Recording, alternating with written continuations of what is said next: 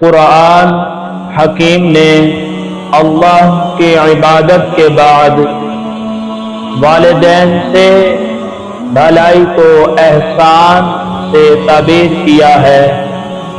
ارشاد باری تعالی ہے وَاعْبُدُوا اللَّهَ وَلَا تُشْرِكُوا بِهِ شَيْئًا وَبِالْوَالِدَيْنِ احسانا، اور اللہ کی بندگی کرو اور کسی کو اس کا شریک نہ ٹھہراؤ، اور ماں باپ کے ساتھ نیک سلوک کرو۔ یہ بات یاد رہے کہ والدین سے نیکی کا حکم مطلقاً اور بلا قید ہے۔ یہ نہیں کہا گیا کہ والدین نیک ہوں تو ان سے بھلائی کی جائے، اور اگر بد ہوں تو ان سے بھلائی نہ کی جائے۔ ایسی کوئی شرط نہیں ہے۔ والدین چاہے فاسق، فاجر اور گناہ گار ہی کیوں نہ ہو، اولاد کے لیے ان کا درجہ ایسا ہی ہے جیسا کہ نیک، متقی اور پرہیزگار والدین کا۔ گویا جو اجر اولاد کو ولیہ ماں اور ولی باپ کی خدمت کر کے ملتا ہے، وہی اجر شرک گناہ گار ماں اور باپ کی خدمت کر کے ملتا ہے۔ اس لیے ہر اجر ان کی فضیلت اور ولایت کی وجہ سے ہے، اور نہ ہی ان کی بد عمالیوں کی وجہ سے۔ اس میں کمی واقع ہوتی ہے۔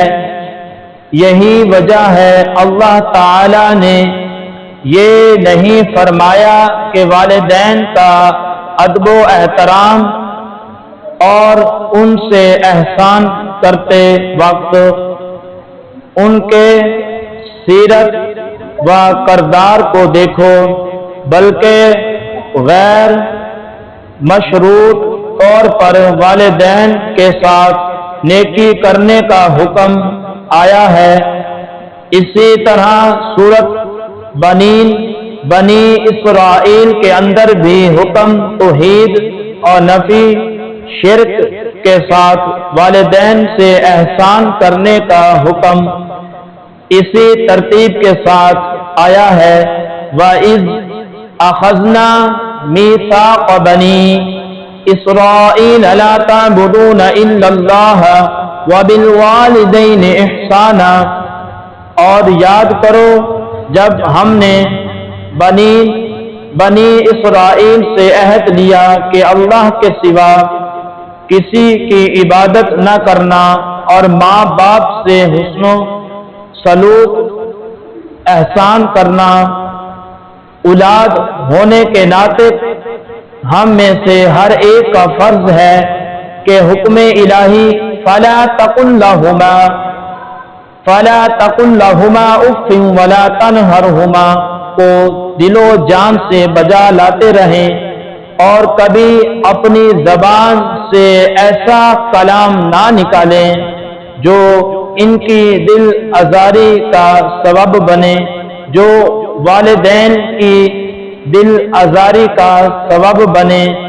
یاد رہے کہ بڑھاپے کی حالت میں والدین کی طبیعت بچپنے کی طرح لوٹ جاتی ہے، اور عین ممکن ہے کہ وہ بات پر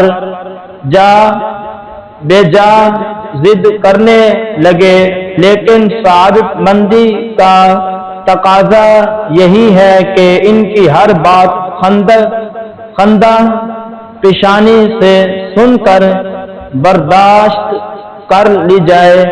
ان کے بار بار ٹوکنے پر دل میں ملال نہ لایا جائے، اور ہر حال میں اللہ کی خدمت کرنا اور ہر حال میں ان کی خدمت کرنا اپنا شیوا بنا لیا جائے۔ یہ والدین کی شان ہے، یہ والدین کا ایک مقام ہے جو اللہ تبارک و تعالی نے ارشاد فرمایا۔ مولا نے فرمایا، اللہ تبارک و تعالی نے فرمایا، میں اس بندے پر اتنا خوش ہوتا ہوں، اتنا راضی ہوتا ہوں جو اپنے والدین کی خدمت کرتے ہیں۔ مولا نے فرمایا، میں اس پر اپنی رحمت برساتا ہوں، اپنی کرم نوازی کرتا ہوں۔